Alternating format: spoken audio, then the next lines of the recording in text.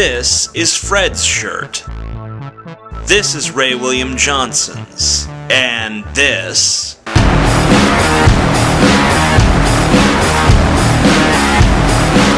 is mine.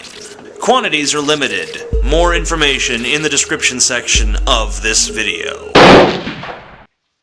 Before I even ask you how you are, a couple of days ago, having heard the buzz was on whatever they call it, Wrestling Raw or something like that, Worldwide Wrestling Foundation, its show that is supposed to be attracting all kinds of celebrities. I taped the show so I could watch it because Buzz and I are going on coast to coast on Wednesday night. And it would be good for me to, I've been interacting with Buzz for 3 years now, but it would be good for me to see what Buzz is like when he's on for a mass audience.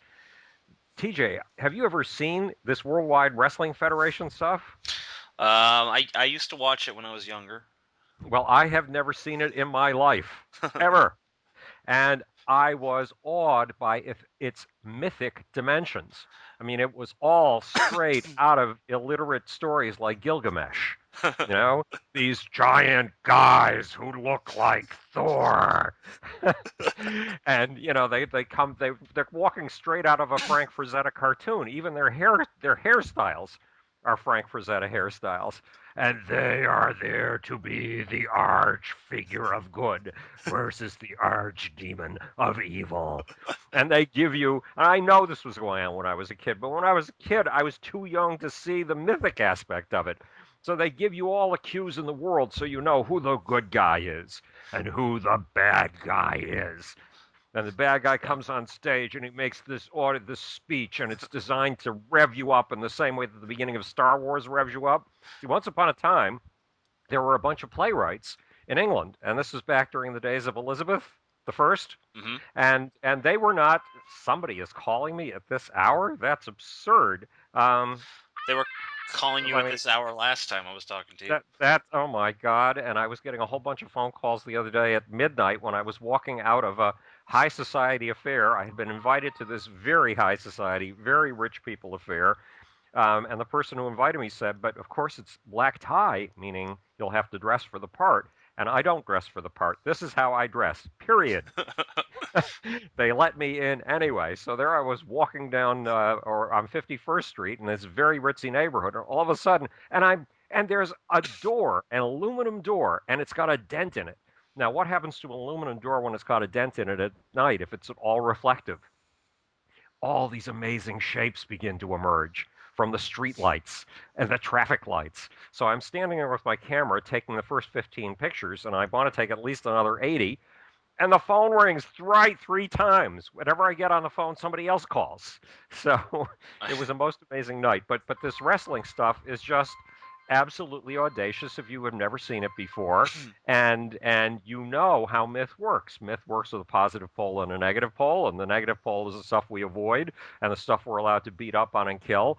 And the positive pole is the stuff that we aspire to and the stuff that we're supposed to admire and keep alive. And it's wildly alive in Worldwide Wrestling Federation wrestling.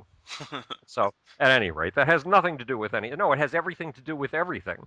Aren't you of the opinion that everything has to do with everything else? You've got it. How did you figure that out? I don't know. It somehow just occurred to me somewhere along the line. Right, exactly. No, it has everything to do with everything. I like that. I've seen some of your photographs. You have a very strange aesthetic. You like I don't know. Well, I have a closet full of black shirts, and they all have my name on them. And I've seen the shirts.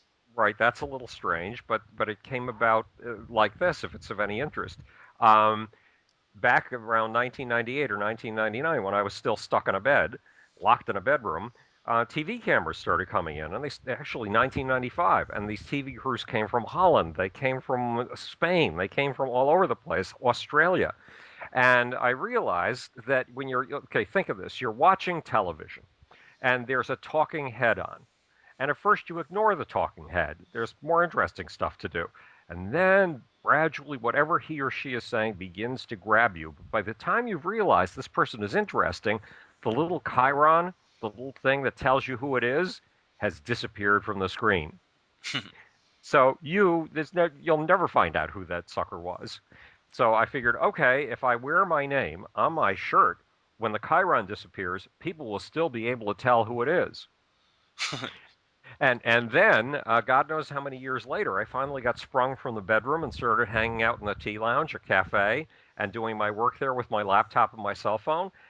And I realized, oh my God, we are all supposed to pretend that we remember names, but none of us remember names. So we'll go for 4 months without talking to a person we're absolutely fascinated by, a person we really love, because we don't want to say, and can you remind me of your name? We don't want to go through that humiliation.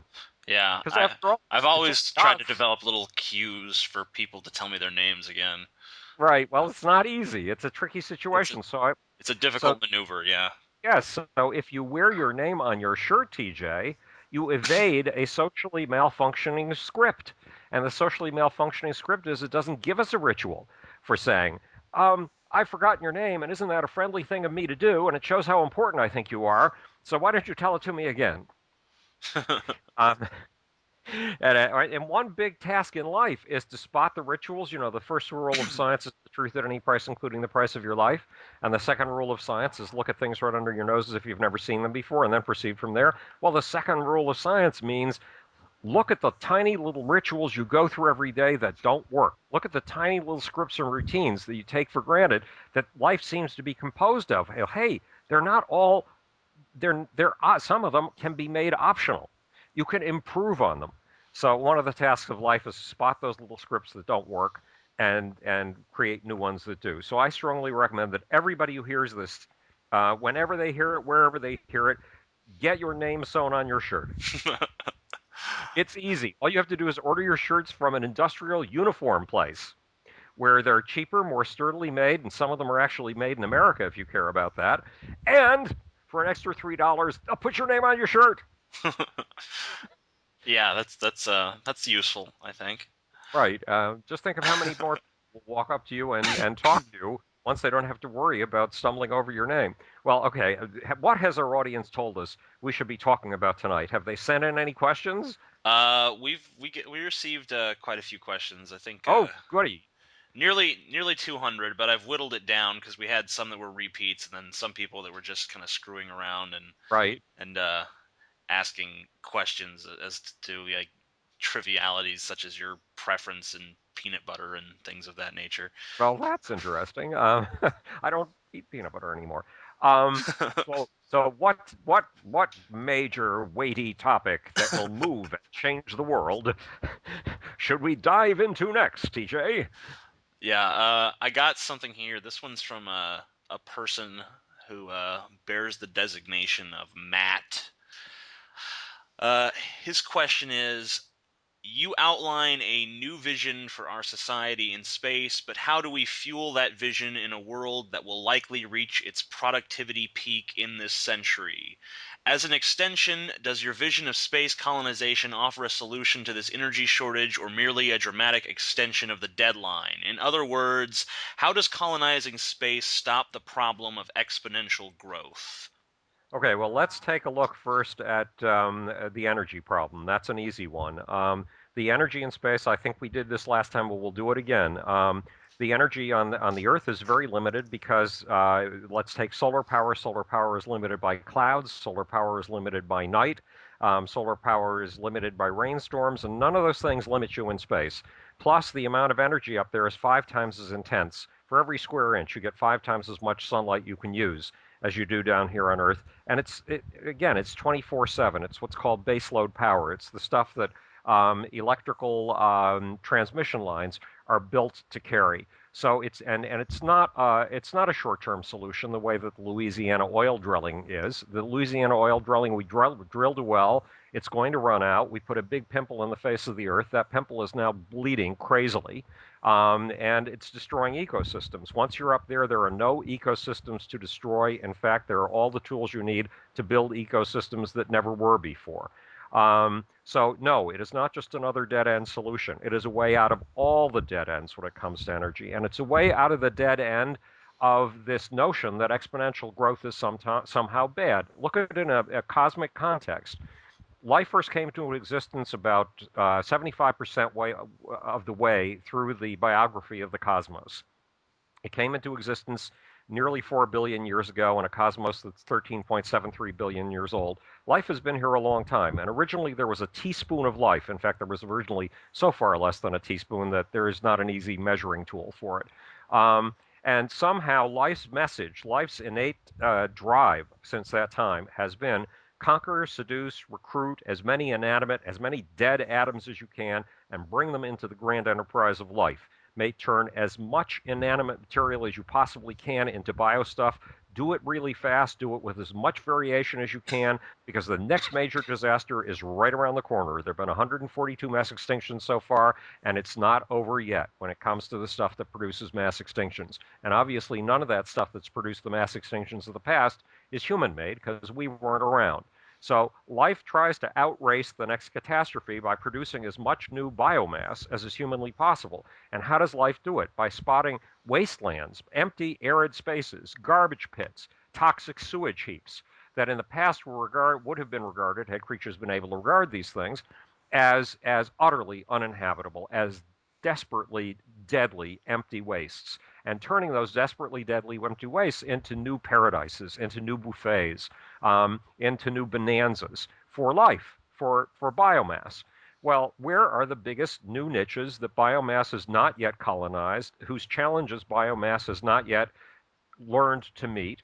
Around us. They're not beneath our feet, even though there's for every 1 ounce of living matter on this earth, there are 220 million ounces of non-living matter. That is 220 million ounces of potential resources for every resource of life. But despite the huge number of resources beneath our feet, the real resources are in the sky. The real resources are asteroids, comets. What's a comet good for? It's a big snowball. What's a big snowball good for? A big snowball is a flying fuel depot. Liquid oxygen and liquid hydrogen, the stuff of water. Is the stuff that we use to get around, to propel ourselves in space. And then there's Phobos, the moon of Mars. And then there's Mars itself. And there are all kinds of empty spaces. There are all kinds of dead places waiting, aching for life. So there's a bio-imperative here, and the bio-imperative is, strangely enough, exponential growth, because that's what life did before us, and that's what life will do after us if we are foolish enough to exterminate ourselves. I have this is my own follow-up question to that. You're talking about it's far easier to harness solar energy in space, and the solar energy that we can get in space is far more potent. But how do we get that energy? Well, first of all, back to Earth, and then also back to wherever other planets or we are able to colonize. Well, that's really this is going to sound grotesque, but it's really easy. I mentioned last time that we put up our first space solar powered satellite in 1962. The very first commercial satellite we put up looked like a giant beach ball covered with photovoltaic panels.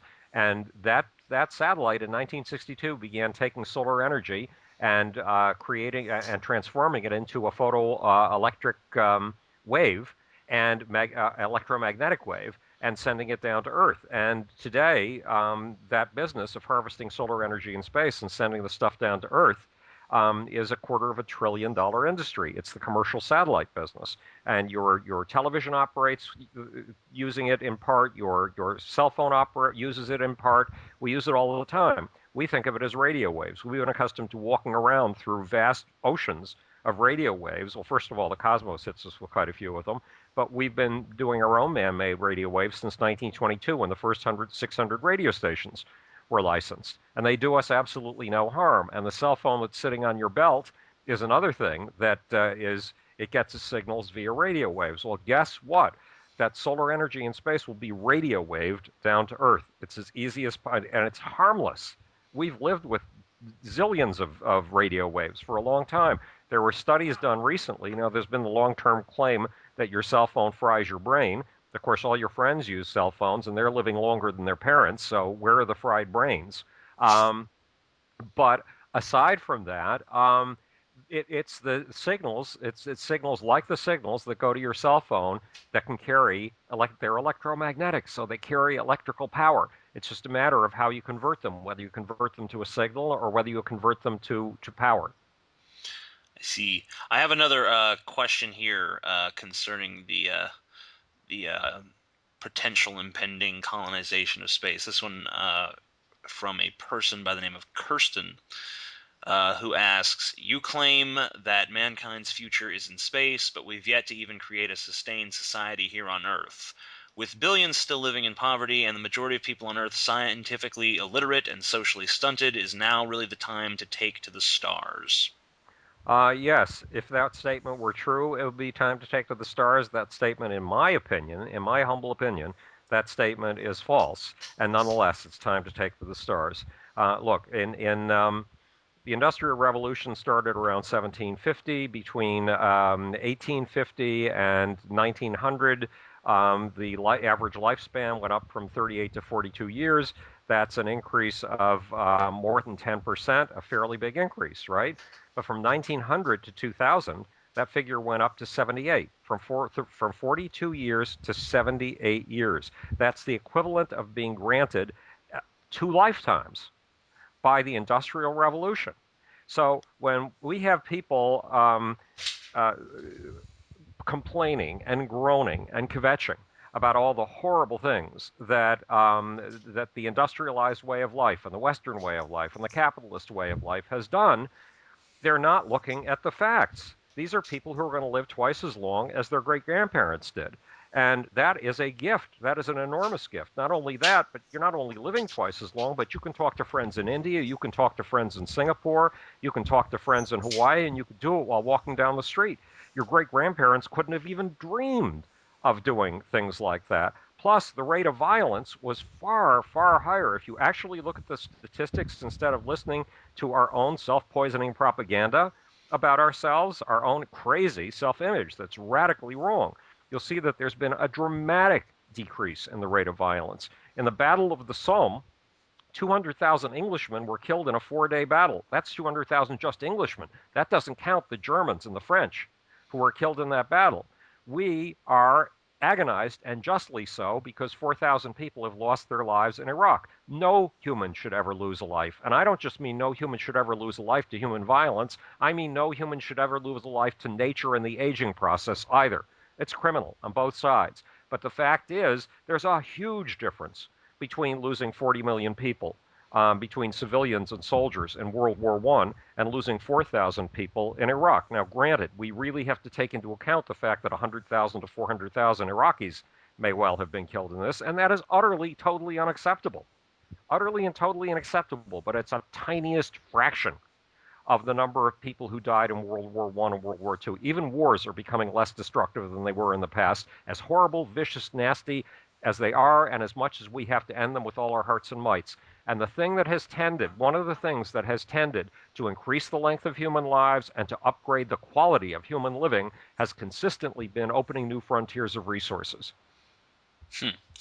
And that's what space is all about, opening new frontiers of resources, not just for us, because we will take bacterial colonies with us. I mean, shoot one human into space. That was, who was the person we're talking to? Kirsten?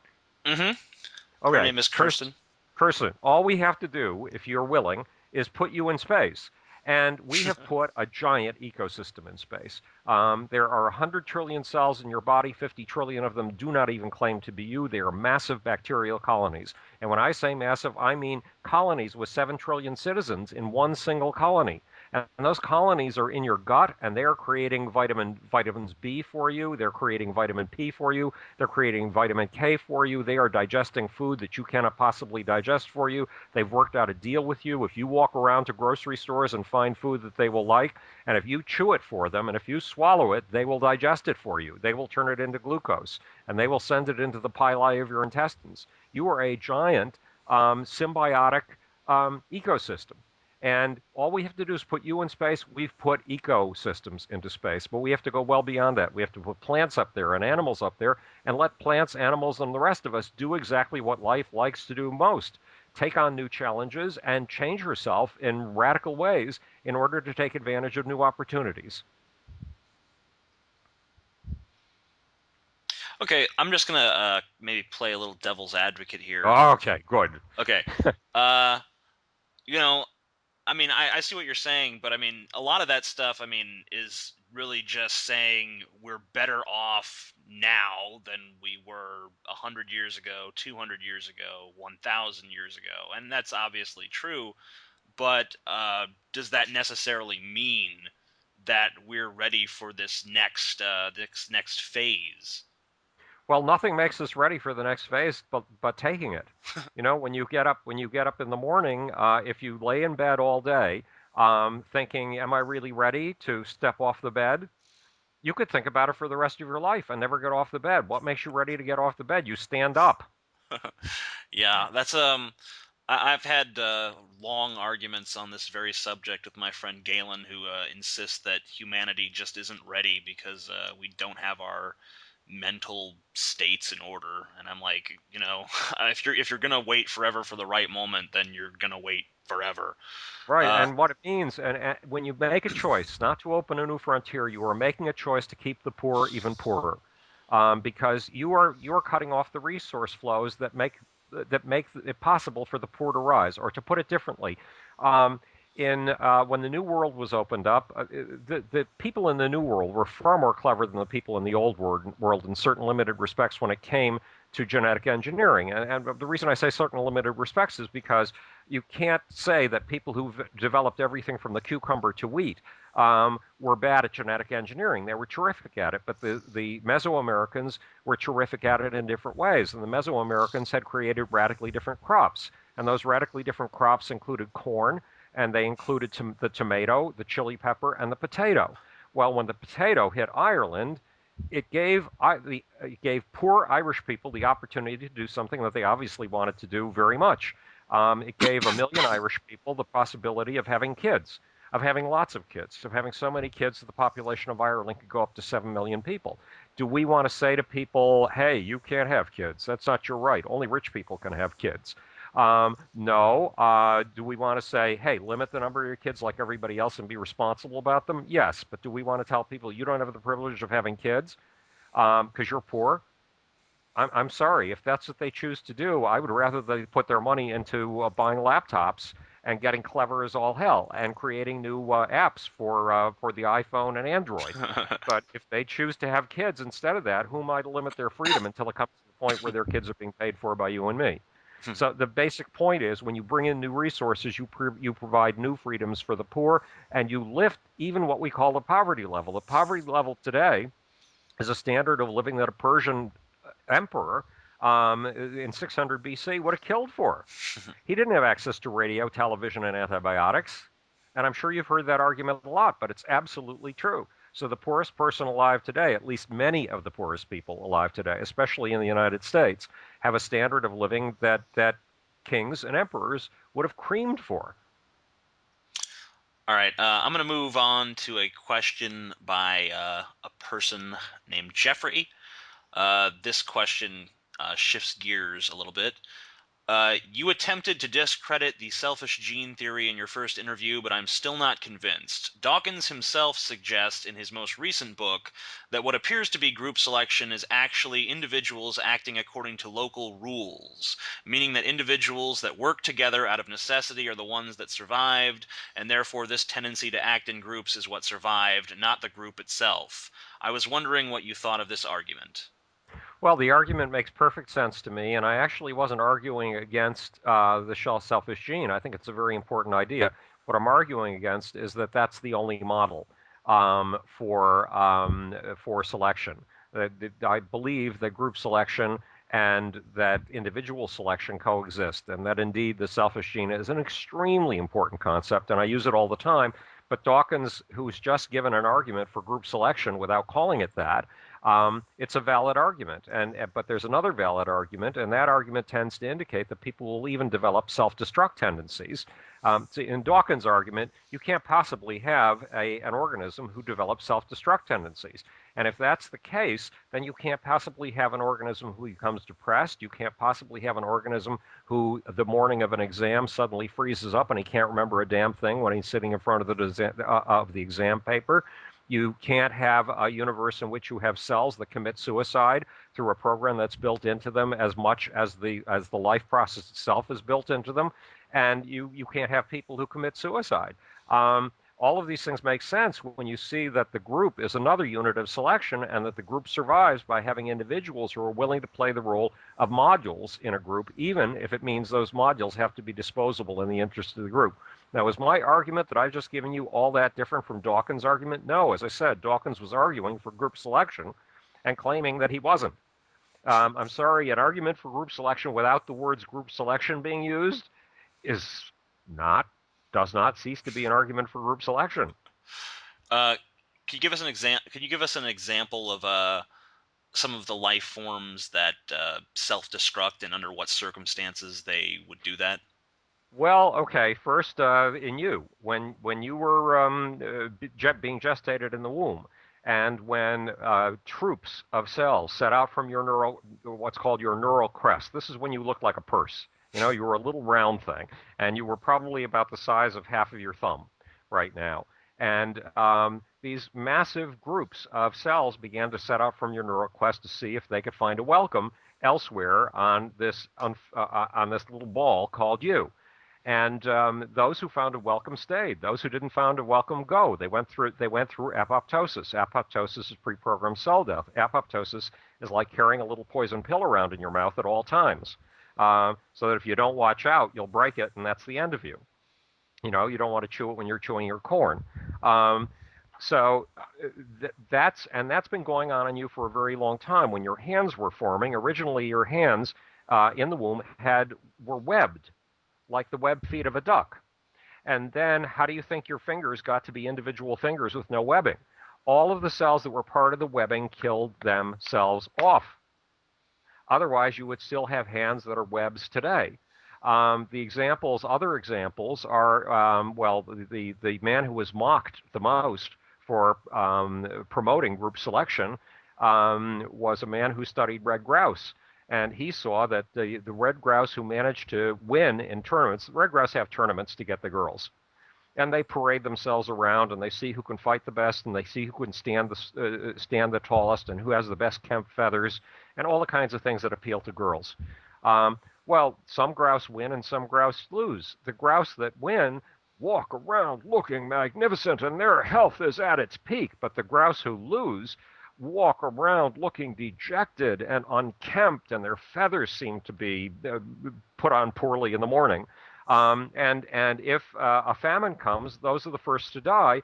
If a disease comes, those are the first to die. Now, a famine, that you can't help. That's not internal, but to die of disease first, that's because your immune system has turned itself on low. It can turn itself on high, medium, or low, but it turns itself on low. Now, why would your immune system, because this happens to you and me too, why would your immune system, when you feel unneeded, turn itself on low in Richard Dawkins' scheme of things? Why would it go into a self-destruct mode in Richard Dawkins' scheme of things if the only thing we were trying to do was maximize our selfish genes?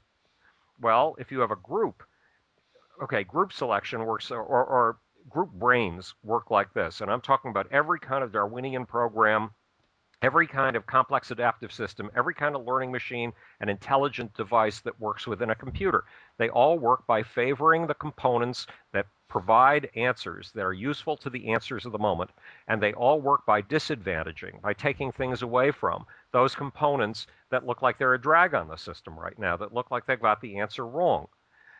That makes a computer system into a learning machine. It makes a neural net into a learning machine. It makes Darwinian algorithms into learning machines, and it makes human groups and non-human groups into learning machines too. When you just don't seem to be able to cut it, you lose your job, you become dejected, your perceptual system goes down. Now look, if you are being piloted by selfish genes out only for themselves, why would your perceptual system go down when you lose a job? Isn't that when you need your perceptual system to be at its sharpest so you can find your next job? No, it works this way. You get depressed and your perceptual system goes into radical underdrive because the group finds that you as a module right now are a drag. You're pulling things backwards. You're pulling things in the wrong direction. And it shuttles resources and attention, including energy, including the energy that bodies produce internally to the guys who are on top and the girls who are on top right now.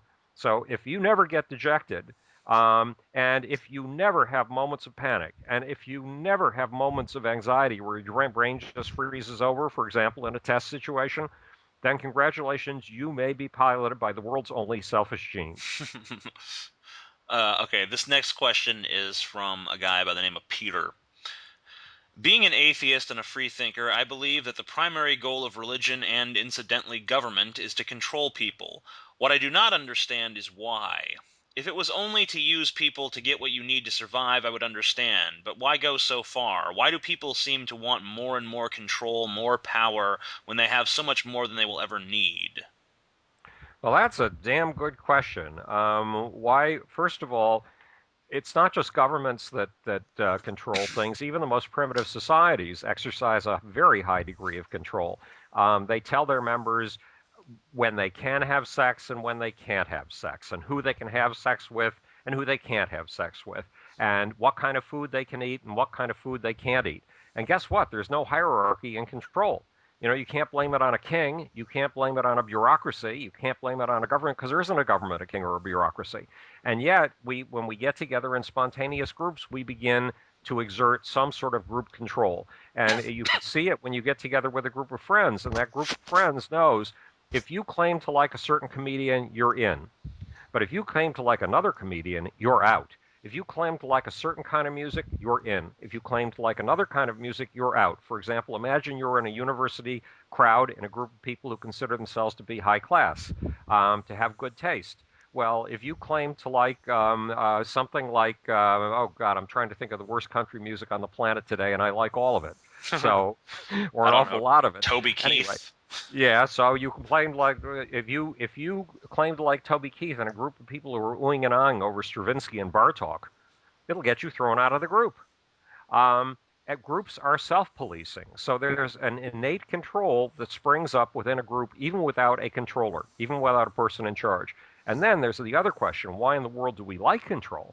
Because we do. We like having control over things. There's an extraordinarily famous experiment about control in which the researchers put people in a room and told them to do proofreading. They gave them a proofreading task. And they had an incredibly irritating, grating noise going on in the background. And there was nothing these people could do about it. They just had to sit there doing their proofreading. Then they ran the experiment again, same incredible grating noise, exactly the same proofreading experiment, different group of people, but this time there was a button on every desk, and the kids, the people taking this test or doing the proofreading, were told, if that noise bothers you, you can hit the button and turn it off. Well, guess what? None of the people hit the button. And the incredible grating noise ground away in the background in precisely the way that it had with the first bunch of subjects who had no illusion that they could control the noise. Well, the people who had no illusion they could control the noise because they had no off button, those people did miserably on the proofreading task.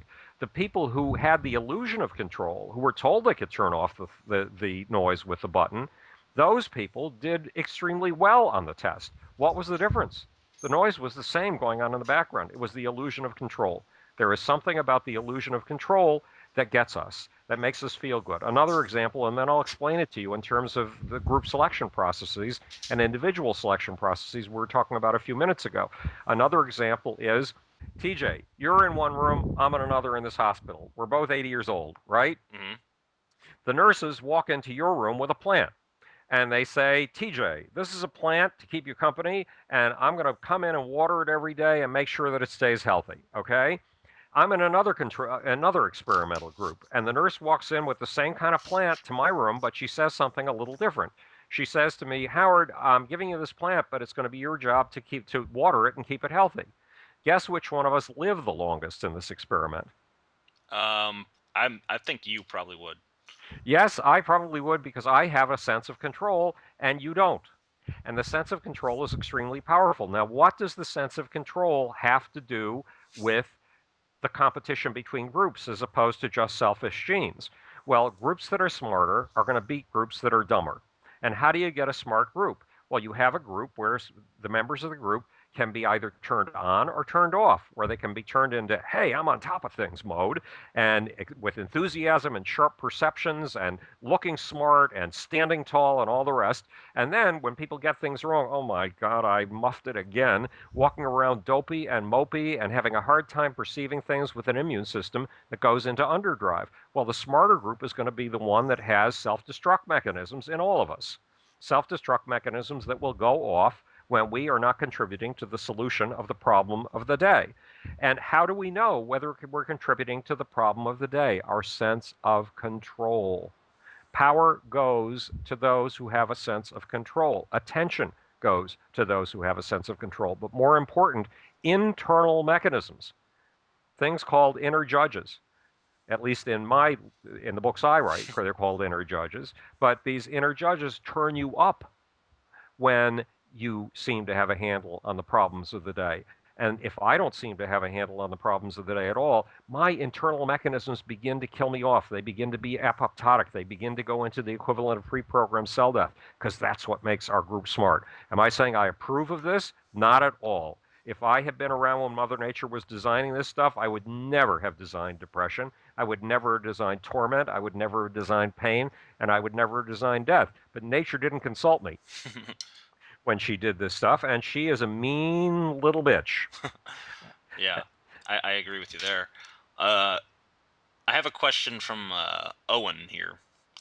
Owen asks, you said something about the universe being like a giant search engine exploring its possibilities. Oh, yes. If this is true, do you think there are proverbial viruses in the system that prohibit success of the exploration, or is everything evenly valuable in this universal endeavor? Well, I hate to say this, but even the viruses are equally valuable in this endeavor. And I'll give you an example, not from the world of viruses, but from the world of the evolution of simple, dumb things, non-living things like stars and galaxies. Once upon a time, nature gave birth to atoms, and those atoms, because this was a rapidly expanding universe, spread out all over the place. And then they began to listen to a little whispering that came up between them called gravity, a little whisper of a force that said, hey, let's get together. And they got together. And the bigger the groups, at first the groups looked like nothing, just wisps of gas. Then the wisps of gas began to look like a little more something, wisps of dust. Then the wisps of dust gathered in these great big pools, these great big potato-shaped things that we now call galaxies.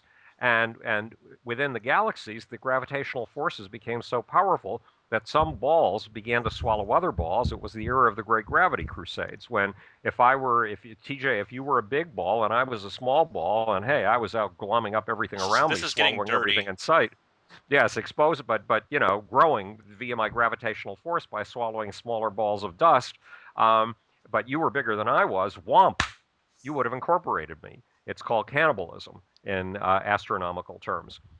But eventually, these balls that managed to munch the most of their competitors grew so big that they began to crunch in upon themselves with a force that was unbelievable. And the result was they began to tear the very atoms apart. This is the death of atoms. Nature should be very unhappy about the death of atoms if she's a sweet and kindly mother, shouldn't she? No, nature took advantage of this in many ways simultaneously. This great gravity crunch that began to destroy atoms was the birth of stars, because by destroying atoms, these big balls began to shed the electromagnetic radiation that came from the destroyed atoms as if they were screams of pain.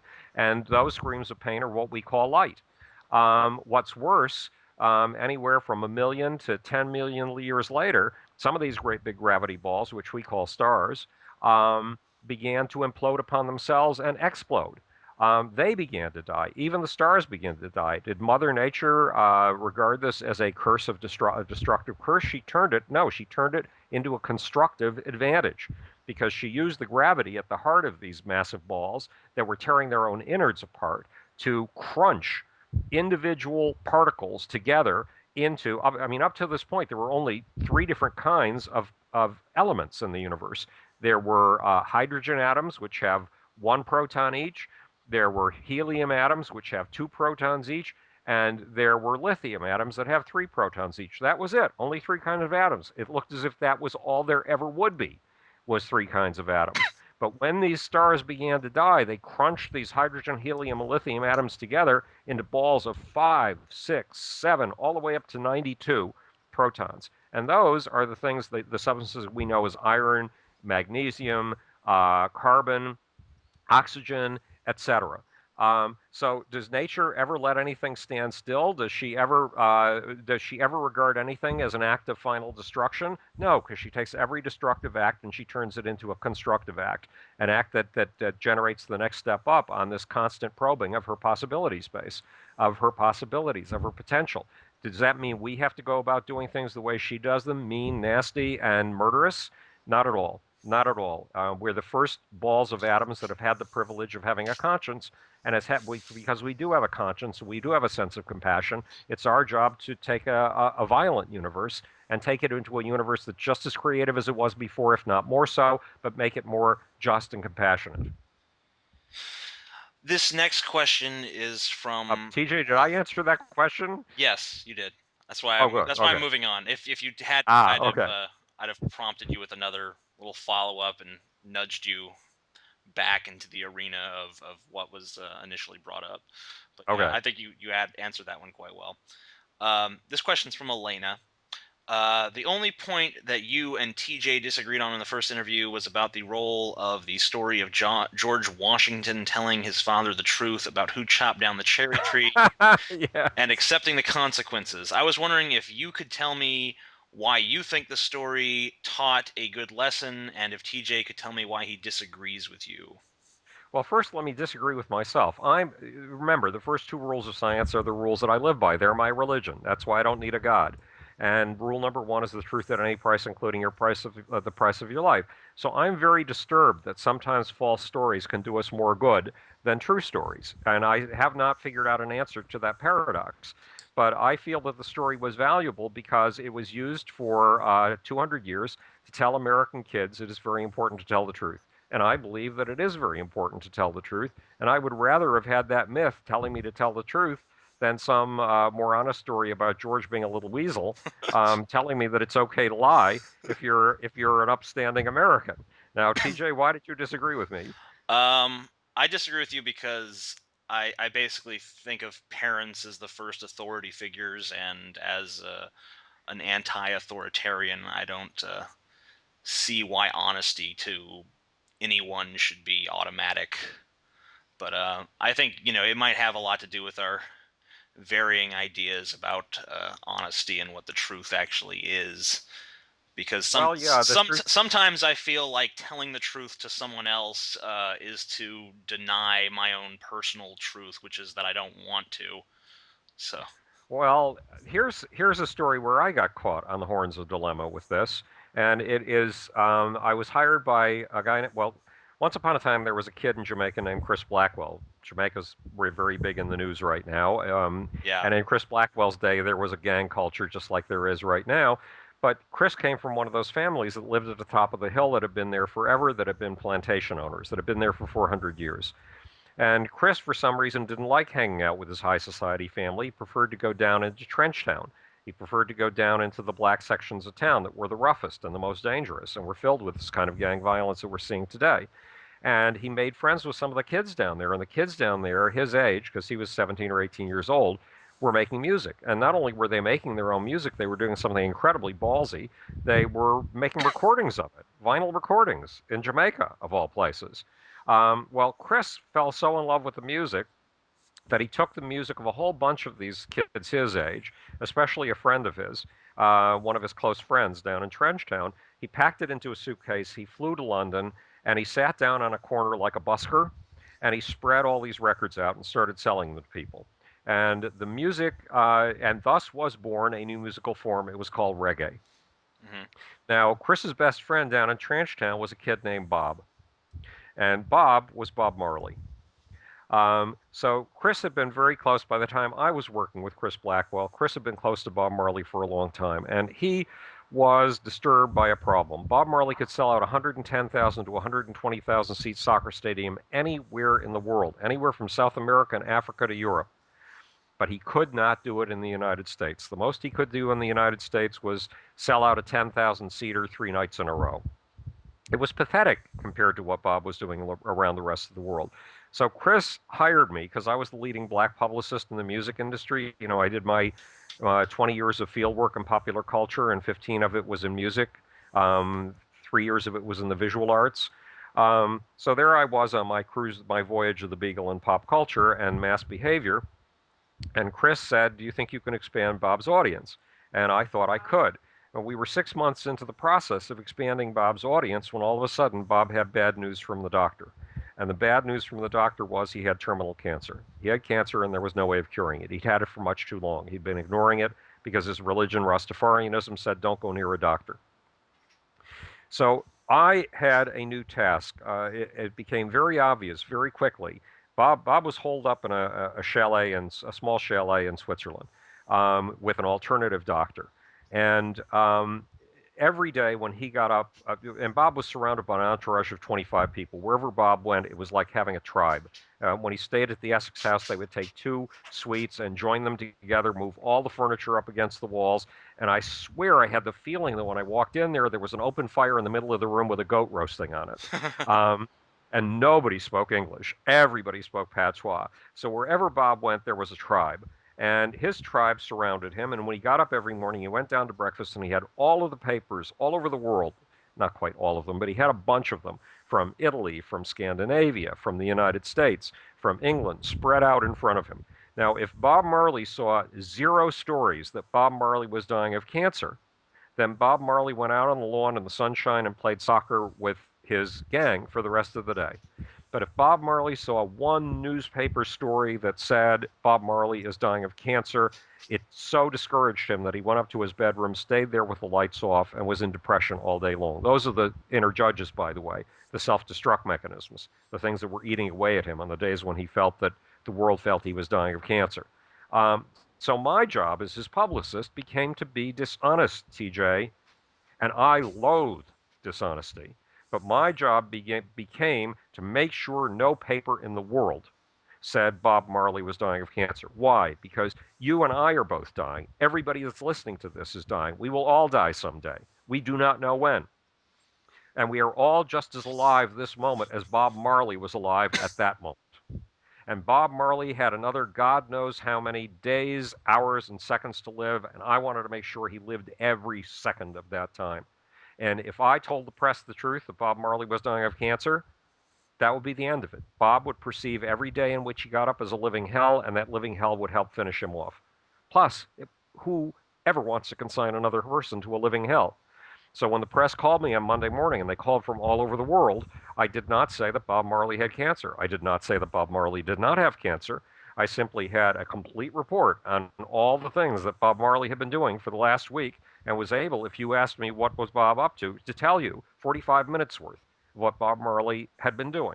And the result was that very few papers came out with headlines saying that Bob had cancer. And the result was that I was able to help give Bob what I really desperately wanted to give Bob, which is minute after minute and second after second of life. But I was not telling the truth. And that brings us back to the George Washington conundrum and to the Galileo conundrum that we were talking about last time.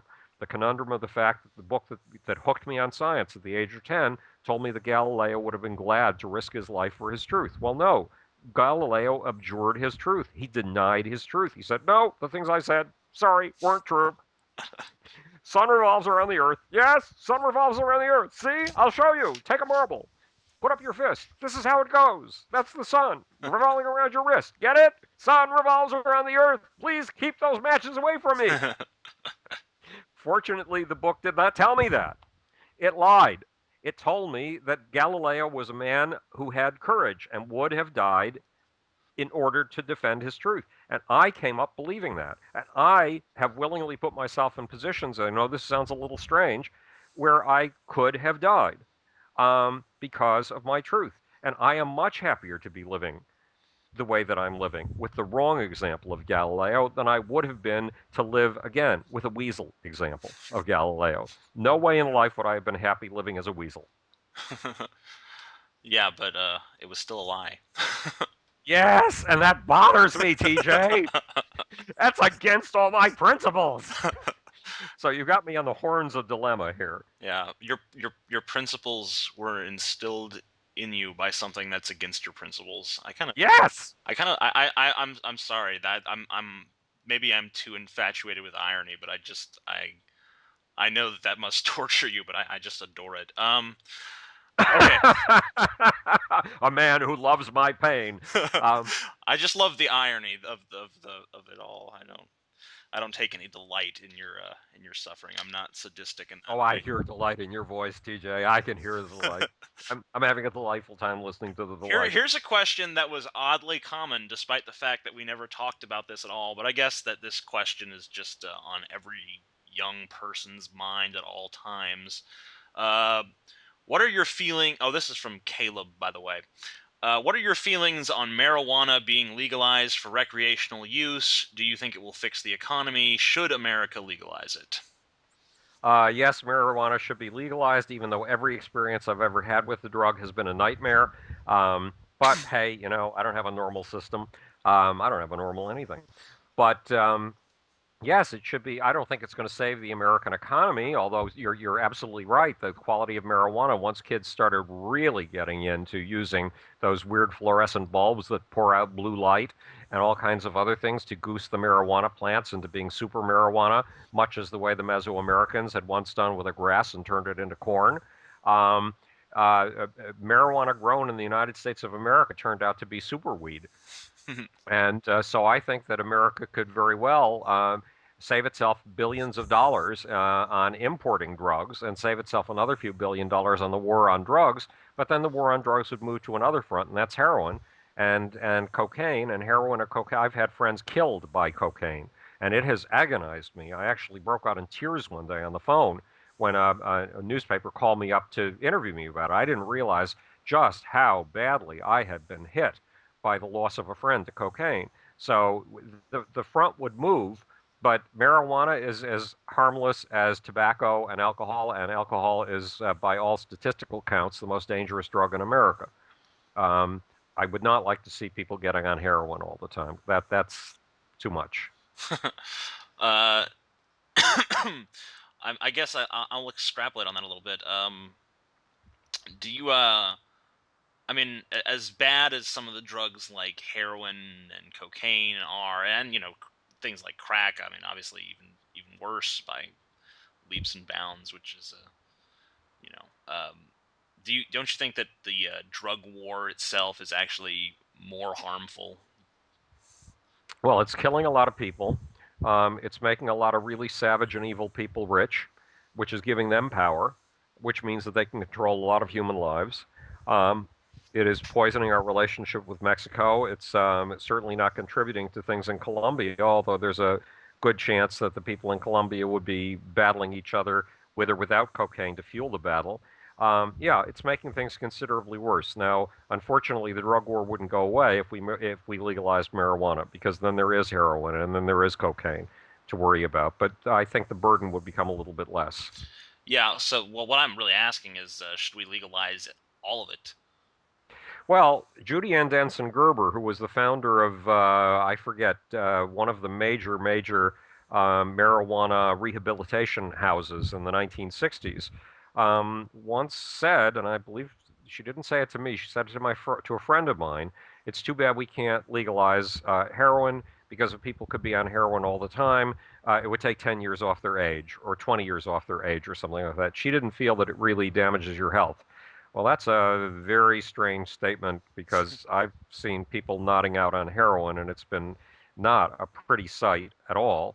And once upon a time, one of my clients, Ralph McDonald, back in the 15 years of being in the record industry, the music industry, and my big deep dive into human mass passions, Ralph took me up to the building where he was born on 127th Street in Harlem.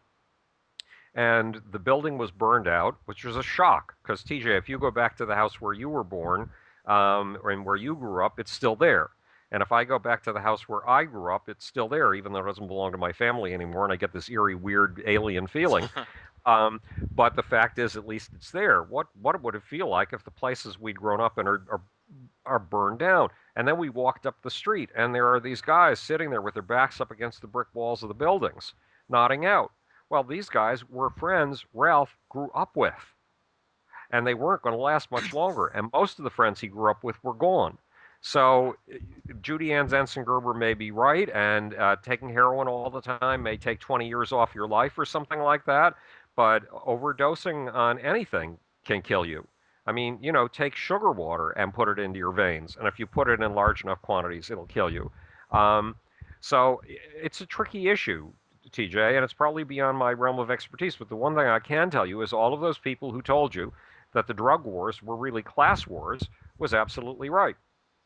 Because the upper class was saying, use my drugs, not your drugs. I use alcohol and tobacco, those are legal. You use marijuana, you poor soul, Not to who mention make all it the prescription drugs like right. Rush Limbaugh's OxyContin and Yes, you got it. all So of the what they're celebrities basically on saying is, Ambien and yeah. right, or to put it in the words of a guy named Walter Kendrick, who wrote a book called The Secret Garden about pornography, when you have statues of naked people and paintings of naked people, and they're owned by extremely rich people, what do we call it? Art, That's right. But when you have similar pictures owned by very poor people, what do we call it? porn. That's right. So is one class attempting to impose its way of life on all and outlaw the ways of life of many? Yes, that was even true of alcohol. The German immigrants who came to the United States in 1840 to 1842 and 1848 loved to drink beer. But the white Anglo-Saxon Protestant people had gotten over here before beer was a big thing in England, apparently, because they seemed to be into bourbon and rye. Oh yeah. And the bourbon and rye drinkers decided to have a movement against the beer halls, those horrible German people, and that's really what the anti-alcohol movement that rose along with the suffragette movement in the 19th century was all about. Don't let those German people have fun. Oh yeah. And I was a whiskey man for a while until a certain incident led me to stop doing that. I have a friend who is an anarchist who is very fond of telling me that the only war is the class war. Um, and Well, he's right to an extent, but only to an extent, because remember, all wars in large societies are subculture wars, and classes are one way of divvying up the subcultures, but there are others. Left versus right is not entirely. I mean, some people in the same class are ready to murder each other. yeah, definitely. I agree with you. I think that and I have another thing. My other friend Galen, I remember he once took me by the house where he grew up, except it's not a house anymore. It's just a foundation because it was destroyed in Hurricane Katrina. Oh And my God. I remember, Well, of course, if he doesn't really let on to what he's talking about, and he says, "I grew up, the house that I grew up in has been made into a foundation," well, people will think he's a Rockefeller. oh yeah, that's all right. You're incorrigible. I said incorrigible even though I meant incorrigible, but that's Yes, it's yes, I either it suspect you had a double meaning there. both. I think my mind was making a word play that I wasn't even aware of consciously. Right. But let me just move on to someone else's question, because we've digressed several thousand miles away from But whatever but it is but that we hasn't the began. whole point of tonight's session been an infinite digression? Yes, yeah, I think that's Yes. fair to say. Um, let's move on to a question from Joe. First of all, how much time do you have left? We have three regular questions left, and then we have the guy who I may or may not read his comments because he despises you in every single Ah. word. Oh, God, yes. Oh Lord. Well, I have as much time as you need. Cool. All right. I'm gonna keep you for as long as I can then. All right. This is from a fella by the name of Joe, and his question for Howard is as follows. You say in 1958 you came up with. Oh, this is a rather hostile question too, by the way. You say in Okay. 1958 you came up with the Big Bagel Theory, which predicts that the universe should be undergoing accelerated expansion. How does your theory predict that, and what is this theory? I am asking because you said that no one can explain it, but you can, and quite simply, I don't believe you. I just completed an undergraduate degree in physics. Poor lost soul. Okay. In other words, what he's just telling us is I have now become a stuffed shirt academe. Um, okay, a young academic. Unfortunately, we had this in an animation on line on the internet because it's much easier to explain in an animation than it is to explain verbally. But I will try to verbalize it anyway. The problem that I began with was the problem of if antimatter and matter are produced in equal numbers, where did all the antimatter go in this universe? Why is there so little antimatter in this universe? That was a major problem perplexing physicists, theoretical physicists, and I guess I didn't turn this phone off. Um, in the That's my manager, much as I would like to talk to him, and strange as it is for him to call at this time of the night. At any rate, okay, so we have this question: where did all the antimatter go? And the answer was okay. Imagine a bagel with a teensy weensy little hole, with an infinitesimal little hole. Okay. Now let's see if I can describe this. At the moment of the Big Bang goes in two directions. The normal matter goes up on the bagel. The negative matter goes down on the bagel. By the way, bagels like this are now called brains, and I got them from topology, from the torus. Ah! Hang on. Maybe you should just take that really quick. I'll take it. David, I'm doing an interview. Yeah, I'm doing it right now. Okay, bye. Okay. What is he doing up? Oh well, at any rate. Okay. Why don't you just So maybe you should just start over because there was quite all a few right. interruptions there.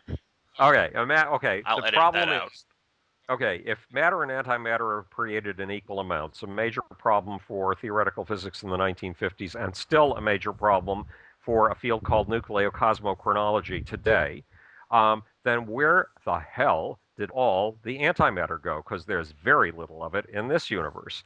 And the answer was this. Imagine you have a bagel. Now, one of the irritating things about bagels, if you want bagels to be like donuts and have a nice big hole, is that very often you get a bagel with a little teeny pinched little anus-like hole. Can you imagine that? An infinitesimal little tiny hole. Well, imagine that the Big Bang takes place at that teensy weensy little hole in the bagel at the point we'd call these days a singularity, infinitesimally small. All of the positive matter, all of the normal matter, starts spreading on the upper side of the bagel. Now, all of the antimatter starts spreading on the underside of the bagel. Now, what in the world does a bagel mean in theoretical physics anyway? A shape is a shape of space, and it represents the way gravity works. So if you have an upward curve, you have something accelerating, and it represents motion. Or to quote John Wheeler, the Princeton physicist who is a god in physics, matter tells space how to bend, and space tells matter how to move. How does it do that? By curving. For example, let's step aside for a moment. Imagine that you have a great big latex sheet, a great big latex trampoline. And imagine that you take a great big ball the size of a medicine ball made of lead and you roll it out on the sheet. Where it settles on that great big latex sheet, what's going to happen? The sheet is going to dimple. There's going to be a deep, deep funnel-like thing that takes place in the sheet where this great big gravitational object is. Well, the same thing is done to space by gravity. So when I talk about having a universe coming out one side of the bagel hole that's positive and the bottom side of the bagel hole negative, and I talk about these things being on a curved surface, we're talking about a surface that represents the way gravity works and the way that space tells matter how to move in this universe. So you've got this the steep curves of the bagel going away from its hole represent acceleration, which is what happens at the beginning of the universe. Then, as they imagine the positive universe and the negative universe beginning to reach the horizontal slope of the bagel, where the bagel rounds off at the top and rounds off at the bottom and rests on the table at the bottom, no, you don't use a table. People use plates. Okay, rests on the plate. at the bottom. I'm a little sloppier than some people. But at any Table rate, works for me too, but yeah, actually I use plates. But at any rate, not I. so as you get up to the slope, what that slope represents is that the speed is leveling off. Remember, matter tells space how to bend, and space tells matter how to move. But when you get over the bagel's hump, the fact that you're now on a downward slope, if you're in the positive side of things, and an upward slope, if you're on the bottom side, means you're accelerating again. Does that make sense? I think I grasp the basics of it. Okay, and then when you get to the edge, a strange thing happens. The positive matter meets the antimatter at the edge, and they annihilate each other and create another infinitesimal hole and start another bagel. That's it. It's as simple as can be. Now, if I could show it to you with an animation, which we used to have, it would be so simple, it would be ridiculous. But that's it. That's the Bloom toroidal model of the cosmos. That's the Bloom Big Bagel Theory. And how did it predict that the universe would begin to accelerate away from itself? The bagel's hump. At the bagel's hump, in the same way, at the bagel's hump, speed begins to increase. And then it begins to increase even more as the two walls of the bagel, the upper wall and the bottom wall, become vertical again and meet each other. But it's horrible to explain it in words. You have to see the pictures. I think I get it. And the cream cheese locks and onions. If I get it, then I think other people will get it. Okay, well that would be helpful. If they don't, at least it sounds big and impressive. So. Oh, good. It's really so simple. It's ridiculous. A child could do it. This next question is from a nameless entity floating around in the void. Yes. Howard, how do you feel about our current political situation and our current president? Do you think he's doing a good job? Well, first of all, I'm extremely disturbed by the kind of the tone of warfare that I hear going on around the president. The people who hate the president, this thing doesn't seem to turn off. Throw it in the toilet. That'll do it. Yes, are absolutely convinced that he is a closet Marxist, that he was raised as a jihadist, and that he's out to destroy the United States by socializing everything in sight. And I don't think that's true. And the people, my friends on the left who used to support him, they hate him just as much because they feel he's abandoned them and he's abandoned all their programs. So this business of being in the middle, and you'll see this anytime you watch a talk show on TV that focuses on politics, that because he's moved to the middle, the right is able to hate him and the left is able to hate him, and they hate him in vituperative terms.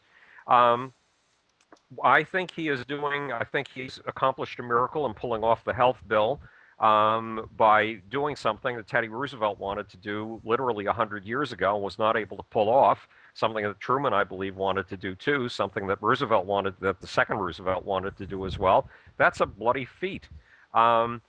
Is the health bill of any value? I really do not know. We have to hold our breath and pray. Certainly something has to be done about the health system because within 5 years the health system could take up 22 to 25% of our budget, and that alone would bankrupt us.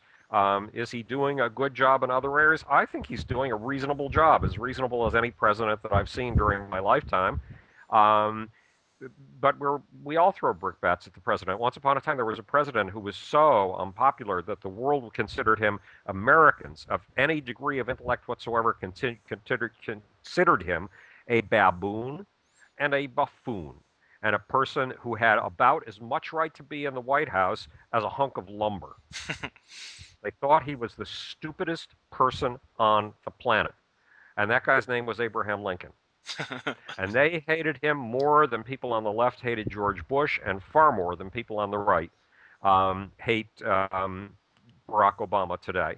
So the contemporary opinion, the opinion in a president's time of how good the president was or how bad the president is, really, really are so poisoned by the polarities of party, by left versus right, that it's very difficult to wade in the middle and come to an effective judgment. But yes, I think he's as good as any president I've seen in my lifetime. Not better, but as good.